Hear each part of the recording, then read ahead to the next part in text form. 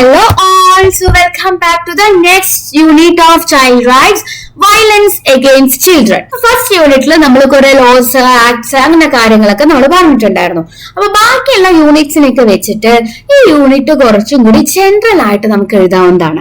ഇതിനു വേണ്ടിയിട്ട് നിങ്ങൾ കുത്തിയിരുന്ന് പഠിക്കുക അല്ലെങ്കിൽ ബൈഹാർട്ട് പഠിക്കുക ഒന്നും വേണ്ട. നിങ്ങൾ എന്തെങ്കിലും പണിയൊക്കെ ചെയ്യുന്ന സമയത്ത് ഈ ക്ലാസ് ഒന്ന് കേട്ടാൽ മതി കേട്ടോ, വെറുതെ.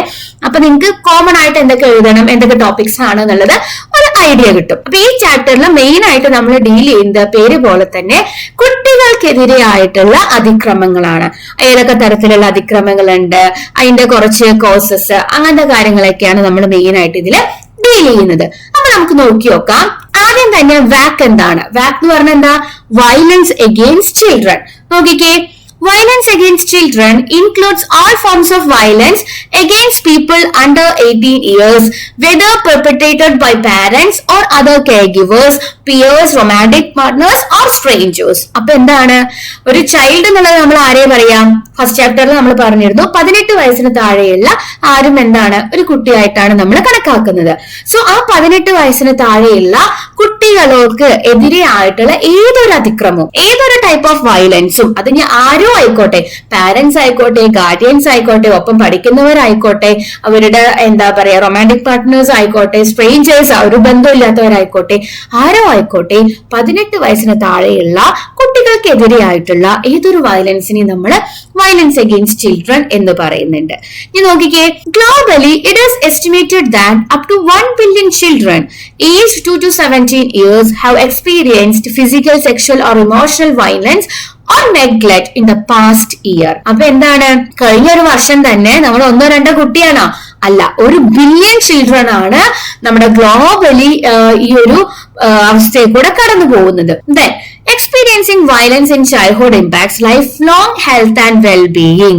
അപ്പൊ എന്താ, ഈ ചെറുപ്പത്തില് നടക്കുന്ന പല കാര്യങ്ങളും അപ്പൊ തന്നെ നടന്നു മറക്കുന്നതാണോ? നമ്മൾ ഓരോ ചെറിയ കുട്ടികളുടെ മനസ്സിൽ ഒരു കരട് വീണിട്ടുണ്ടെങ്കിൽ അത് അവരുടെ ലൈഫ് ലോങ് അത് നിലനിൽക്കും. പല കേസസും നമ്മൾ കേൾക്കുമ്പോൾ പല കുട്ടികളും ഇപ്പൊ വലുതായിട്ടാണെങ്കിലും ഡ്രഗ് അബ്യൂസ് അങ്ങനെയൊക്കെ ആയിട്ട് പോകുന്നതൊക്കെ ഈ ചെറുപ്പത്തിൽ ഉണ്ടാവുന്ന ഇഷ്യൂസിലാണ്. അതായത് കുട്ടികളെ പ്രോപ്പർ ആയിട്ട് കെയർ ചെയ്യാതിരിക്കുക, അവരെ നെഗ്ലക്ട് ചെയ്യുക, അങ്ങനത്തെ ഒരുപാട് ഇഷ്യൂസ് കാരണമാണ് പല കുട്ടികളും ഇന്ന് പല ക്രിമിനൽ ബാക്ക്ഗ്രൗണ്ടിലേക്ക് പോവാൻ തന്നെ കാരണം എന്നാ പറയുന്നത്.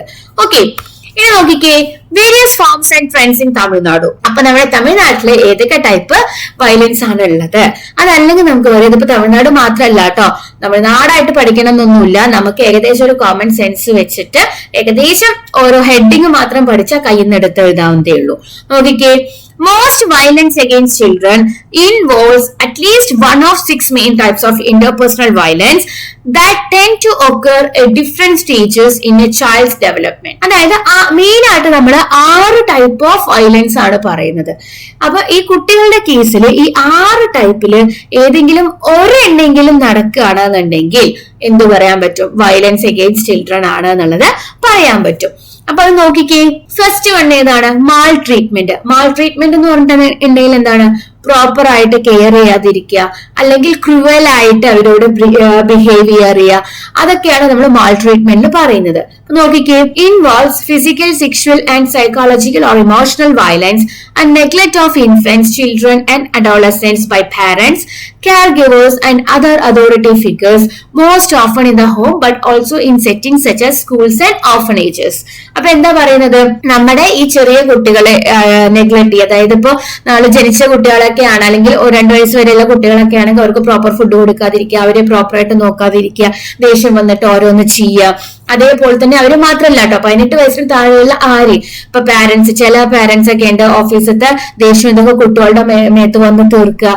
അതേപോലെ തന്നെ ഡ്രങ്ക് ചെയ്തിട്ട് എന്താണ് അച്ഛനൊക്കെ വന്നിട്ട് കുട്ടികളെ ഉപദ്രവിക്കുക. അങ്ങനെ പല കാര്യങ്ങൾ, it can be physical, sexual or psychological, ഏത് രീതിയിലും ആയിക്കോട്ടെ കുട്ടികളെ ക്രൂവൽ ആയിട്ട് ട്രീറ്റ് ചെയ്യുക. അതിനെയാണ് മാൾ ട്രീറ്റ്മെന്റ് എന്ന് പറയുന്നത്. ഓക്കെ, രണ്ടാമത്തെ ബുള്ളിയിങ്. ബുള്ളിയിങ് എന്ന് പറഞ്ഞിട്ടുണ്ടെങ്കിൽ എന്താണ്? ഭീഷണിപ്പെടുത്തുക. അപ്പൊ bullying including cyber bullying is unwanted aggressive behaviour by another child or group of children who are neither siblings nor in any other relationship with the victim. അപ്പൊ എന്താണ് നമ്മൾ ഭീഷണിപ്പെടുത്തുക, ഒരു കുട്ടീനെ നമ്മൾ ഭീഷണിപ്പെടുത്തുക. അത് എങ്ങനത്തെ ആൾക്കാര്? സിബ്ലിങ്സ് ആവാൻ പാടില്ല, അതേപോലെ തന്നെ ഈ കുട്ടിയുടെ റിലേഷൻസും ആവാൻ പാടില്ല. ഈ കുട്ടിയായിട്ട് ഒരു ബന്ധമില്ലാത്ത കുറച്ച് ആൾക്കാരോ അല്ലെങ്കിൽ ഒരാളോ ഈ കുട്ടീനെ ഭീഷണിപ്പെടുത്തുന്നതിനെയാണ് എന്ത് പറയുന്നത്? ബുള്ളിയിങ് എന്ന് പറയാം. It involves repeated physical, psychological, social harm and often takes place in schools and other settings where children gather and online. ഇപ്പോഴത്തെ കാലത്തെ ഏറ്റവും ചർച്ച ചെയ്യുന്ന ഒരു സാധനമാണ് ഈ ബുള്ളിങ്. അത് ഏറ്റവും ഇമ്പോർട്ടന്റ് ആയിട്ട് നമ്മൾ പറയാം സൈബർ ബുള്ളിങ് ആണ്. അതായത് ഓൺലൈൻ ത്രൂ ഉള്ള ഭീഷണിപ്പെടുത്തലൊക്കെ. അതായത് ഇപ്പൊ പ്രത്യേകിച്ച് പെൺകുട്ടികളുടെ ഒക്കെ കേസിലാണെങ്കിൽ ചെറിയ പെൺകുട്ടികളൊക്കെ അഫെയർ ഒക്കെ അറിയാത്ത ആൾക്കാരായിട്ട് ഇൻസ്റ്റാഗ്രാമിലൊക്കെ കണ്ട അഫെയർ ആകുമ്പോൾ ഇവരെന്തെങ്കിലും പേഴ്സണൽ കാര്യങ്ങളൊക്കെ ഷെയർ ചെയ്തിട്ടുണ്ടെങ്കിൽ അത് വെച്ച് ഇവരെ ഭീഷണിപ്പെടുത്തുക, അതിന്റെ പേരിലുള്ള കുറെ പ്രശ്നങ്ങൾ. പിന്നെ സ്കൂൾസിലൊക്കെ ആണെന്നുണ്ടെങ്കിൽ ഇപ്പൊ വലിയൊരു പ്രശ്നം എന്താ വെച്ചാൽ ചില കുട്ടികളൊക്കെ ഇങ്ങനെ സിഗരറ്റ് അല്ലെങ്കിൽ ഡ്രഗ്സ് ഒക്കെ യൂസ് ചെയ്തിട്ട് വേറെ ഏതെങ്കിലും കുട്ടികൾ കാണുകയൊക്കെ ചെയ്തിട്ടുണ്ടെങ്കിൽ ആ കുട്ടികളൊക്കെ ഇവര് പോയിട്ട് വല്ലാതെ ഭീഷണിപ്പെടുത്തുക. അപ്പൊ അത് വലിയൊരു പ്രശ്നമാണ്. അതിപ്പോ നമ്മുടെ മക്കളാണെങ്കിലും അത് ഒരു കുഴപ്പമില്ലാതെ സ്കൂളിൽ പോകുന്ന കുട്ടികൾ പെട്ടെന്ന് ഒരു ദിവസം സ്കൂളിൽ പോകുന്നില്ല എന്ന് പറഞ്ഞിട്ട് അല്ലെങ്കിൽ പോവാതെ ആവുമ്പോ നമ്മളത് ശ്രദ്ധിക്കണം. എന്തെങ്കിലും ഒരു റീസൺ ഇല്ലാതെ അവരങ്ങനെ സ്കൂളിൽ പോകുന്നില്ല എന്ന് പറയുന്നില്ല. അതേപോലെ പെട്ടെന്ന് നമ്മുടെ മക്കളുടെ ഒക്കെ ബിഹേവിയറിൽ വരുന്ന ചേഞ്ചസ് ഉൾവലിഞ്ഞു പോവുകയാണെന്നുണ്ടെങ്കിൽ നമ്മൾ അതൊന്ന് ശ്രദ്ധിക്കണം. അതിപ്പോ വീട്ടിൽ നിന്ന് മാത്രമല്ല ഈ ബുള്ളിങ് നടക്കുക. അതായത് സ്കൂളിലൊക്കെയാണ്. ഇപ്പോഴത്തെ കാലത്ത് സ്കൂളിലാണ് ഏറ്റവും വലിയ പ്രശ്നം. സ്കൂളിലത്തെ പിള്ളേർ അവർ എന്ത് ചിന്തിക്കണോ എന്ത് ചെയ്യണോ എന്നുള്ളത് നമ്മുടെ കയ്യിലേ അല്ല. അപ്പോ നമ്മൾ മാക്സിമം ശ്രദ്ധിക്കുക. ഓക്കെ, ദെൻ യൂത്ത് വയലൻസ് എന്ന് പറയുന്നതോ ഇപ്പോഴത്തെ കാലത്ത് ഏറ്റവും കൂടി വരുന്ന ഒരു കാര്യമാണ് യൂത്ത് വയലൻസ്. നിങ്ങൾ ഏറ്റവും കൂടുതൽ കേട്ടിട്ടുണ്ടാവും നമ്മുടെ ഡൽഹി നിർഭയ കേസ്. അത്രയും എന്താ പറയാ വേസ്റ്റ് ആയിട്ടുള്ള ഒരു കേസിൽ അല്ലെങ്കിൽ ഇന്റൻസ് ആയിട്ടുള്ള ഒരു കേസില് നമ്മുടെ ഒരു പ്രതി എന്ന് പറയുന്നത് 18 വയസ്സിന് താഴെയുള്ള ഒരു ആളായിരുന്നു. അപ്പൊ അതിന്റെയൊക്കെ ബേസിസിലാണ് പല ലോസും എല്ലാം ആക്ടുകളൊക്കെ മാറി മാറി വന്നത്. എന്നാൽ പോലും ഒന്ന് ആലോചിച്ച് നോക്കിയേ, ഈ യൂത്ത് 10 വയസ്സ് മുതൽ 29 വയസ്സ് വരെയുള്ള കുട്ടികളുടെ ഇടയിലുള്ള ആ ഒരു വയലൻസ് എന്ന് പറയുന്നത് ഭയങ്കര കൂടുതലാണ്. മാത്രമല്ല അവർ ഈ ഡ്രഗ്സ് പോലെയുള്ള ഡ്രഗ്സ് ഇപ്പൊ ലൈക്ക് MDMA ഒക്കെ പോലെയുള്ള സാധനങ്ങൾ യൂസ് ചെയ്യാനും അതേപോലെ അങ്ങനത്തെ കാര്യങ്ങളിലേക്ക് പോകുന്നവരുടെ എണ്ണം എന്ന് പറയുന്നത് ഭയങ്കര കൂടുതലാണ്. ഓക്കെ, അതായത് നോക്കിക്കേ, youth violence is concentrated among children and young adults age 10 to 29 years, occurs most often in community settings between acquaintances and strangers, includes bullying and physical assault with or without weapons, and may involve gang violence. അപ്പൊ എന്താണ് ഈ യൂത്തിന്റെ ഇടയിലുള്ള ഈ violence ഭയങ്കര കൂടുതലാണ്. ഇനി എങ്ങനത്തെ type ഒക്കെയാണ്? ഫിസിക്കൽ അസോൾട്ട് ഉണ്ടാവാം, അല്ലാന്നുണ്ടെങ്കിൽ എന്താ പറയാ വെപ്പൺസ് യൂസ് ചെയ്തിട്ടോ അതല്ലാതെ നമ്മുടെ ഗുണ്ടായിസം എന്നൊക്കെ പറയില്ലേ, ആ കാര്യങ്ങളൊക്കെയാണ് യൂത്ത് വയലൻസിൽ നമ്മൾ എഴുതേണ്ടത്. ഇപ്പൊ ഏതൊരു കേസ് എടുത്തിട്ടുണ്ടെങ്കിലും വലിയ വലിയ ഇപ്പൊ മർഡർ കേസസ് ഒക്കെ ആണെന്നുണ്ടെങ്കിലും അതിൽ എവിടെയെങ്കിലൊക്കെ യൂത്ത് ഇൻവോൾവ് ആയിരിക്കും. ഓക്കെ, എന്നിട്ട് ബാക്കിയുള്ള കാര്യങ്ങളൊക്കെ നമ്മൾ കഴിഞ്ഞെടുത്തിട്ട് എഴുതാം. ദെൻ നാലാമത്തെ എന്താണ്? Intimate partner violence. ഇത് നമുക്ക് കേട്ട് പരിചയമുള്ള ഒരു ടൈപ്പ് ഓഫ് വയലൻസ് ആണ്. Intimate partner violence or domestic violence involves physical, sexual and emotional violence by an intimate partner or ex-partner. Although males can also be victims, intimate partner violence disproportionately affect the women, അതായത് females. അപ്പൊ എന്താണ് നമ്മളിപ്പോ ഈ ഇപ്പോഴത്തെ കാലത്തെ പെൺകുട്ടികള് ഇങ്ങനെ അഫെയറിലാവുന്നതൊക്കെ ഭയങ്കര കോമൺ ആയിട്ടുള്ള ഒരു കാര്യമാണ്. അതിലെന്താ രസം എന്ന് വെച്ച് കഴിഞ്ഞാൽ കണ്ടിട്ട് പോലും ഉണ്ടാവില്ല. ഇൻസ്റ്റാഗ്രാം വഴിയൊക്കെയാണ് ഓരോരുത്തർ പരിചയപ്പെടുന്നത്. നമുക്ക് ഒരുപാട് കേസസ് യൂട്യൂബിലും അല്ലെങ്കിൽ സോഷ്യൽ മീഡിയാസും വഴി അറിയുന്നതാണ്. അപ്പോ ഇതിലെന്താ സംഭവിക്കുക? ഇവര് ചിലപ്പോൾ ഇൻസ്റ്റയിലൊക്കെ പരിചയപ്പെട്ട് അഫെയർ ആയി പിന്നെ എല്ലാം ഷെയർ ചെയ്യാൻ തുടങ്ങി. ഇങ്ങനെ പേഴ്സണൽ കാര്യങ്ങൾ വരെ ഷെയർ ചെയ്ത് പിന്നീട് എന്തെങ്കിലും ഒരു പ്രശ്നം ആവുമ്പോൾ അല്ലെങ്കിൽ അവരുടെ പ്രോപ്പർ ബിഹേവിയർ നമുക്ക് അറിയാതെ വരുമ്പോൾ അതൊക്കെ വെച്ച് ബ്ലാക്ക് മെയിൽ ചെയ്യാം, അല്ലാന്നുണ്ടെങ്കിൽ ഇപ്പൊ ആസിഡ് ഒഴിക്കുക, അങ്ങനത്തെ കേസസ് നമുക്ക് അറിയാലോ. അപ്പൊ ഇതിൽ ഏറ്റവും കൂടുതൽ ഈ ഒരു പ്രശ്നത്തിൽ ഇൻവോൾവ് ആവുന്നത് ഫീമെയിൽസ് ആണ്. ആൺകുട്ടികൾ ഇല്ലാന്ന് പറയാൻ പറ്റില്ല, എന്നാൽ പോലും ഇപ്പോ എന്താ ഒരു അഫെയറിലായി അത് ബ്രേക്കപ്പ് ആയി പിന്നെ വേറെ കല്യാണം കഴിക്കാൻ പോകുന്ന ആൾക്ക് ഇതൊക്കെ അയച്ചു കൊടുക്കുക അല്ലെങ്കിൽ അങ്ങനെ ബ്ലാക്ക് മെയിൽ ചെയ്യുക, അതൊക്കെയാണ് ഇവിടെ നമ്മൾ മെയിൻ ആയിട്ട് ഉദ്ദേശിക്കുന്നത്. Okay, then sexual violence. Sexual violence includes non consensual, completed or attempted sexual contact and acts of a sexual nature not involving contact, acts of sexual trafficking committed against someone who is unable to consent or refuse, and online exploitation. അപ്പൊ എന്താ പറയുന്നത് ഇവിടെ main ആയിട്ട് sexual violence, കുട്ടികൾക്കെതിരെ ആയിട്ടുള്ള sexual വയലൻസിനെ കുറിച്ചാണ് പറയുന്നത്. അവിടെ ആൺകുട്ടി പെൺകുട്ടി എന്നുണ്ടോ? ഈ അടുത്ത് വന്നൊരു ന്യൂസാണ്, അധ്യാപകൻ ഒരു ആൺകുട്ടീനെ സെക്ഷലി അബ്യൂസ് ചെയ്തു എന്നൊക്കെ പറഞ്ഞിട്ട്. സോ ആൺകുട്ടി പെൺകുട്ടി എന്നൊന്നുമില്ല. പിന്നെ സെക്ഷൽ അബ്യൂസ് എന്ന് പറഞ്ഞിട്ടുണ്ടെങ്കിൽ എന്താണ്, നമ്മൾ ഉദ്ദേശിക്കുന്ന പോലെ കംപ്ലീറ്റ്ലി ഒരു സെക്ഷൽ കോണ്ടാക്ട് ആവണമെന്നില്ല. വിത്തൗട്ട് കോണ്ടാക്റ്റും അല്ലെങ്കിൽ അങ്ങനത്തെ ഒരു ടോക്ക് എന്ത് വേണേൽ നമുക്ക് അതിലേക്ക് ഇൻവോൾവ് ചെയ്യാവുന്നതേ ഉള്ളൂ. ഓക്കെ, അപ്പൊ ഇന്നത്തെ കാലത്ത് ഈ കുട്ടികളെ സ്വന്തം വീട്ടിൽ നിന്ന് തന്നെ ഇങ്ങനത്തെ അബ്യൂസും കാര്യങ്ങളൊക്കെ നേരിടുന്നുണ്ട് എന്നാണ് ഇപ്പൊ ഈ റീസെന്റ് വന്ന കേസസ് ഒക്കെ നമുക്ക് തെളിയിക്കുന്നത്. ഇപ്പൊ റീസെന്റ് ആയിട്ട് ഒരു കുട്ടീനെ പുഴയിൽ എറിഞ്ഞ കേസൊക്കെ ഉണ്ടായിരുന്നു. അപ്പൊ അവിടെയൊക്കെ എന്താണ്, നമുക്ക് പറയാൻ പോലും പറ്റില്ല, അത്രയും വേഴ്സ്റ്റ് ആയിട്ടുള്ള സിറ്റുവേഷൻ ആയിരുന്നു ആ കുട്ടിക്ക് എന്നൊക്കെയാണ് പറഞ്ഞു വരുന്നത്.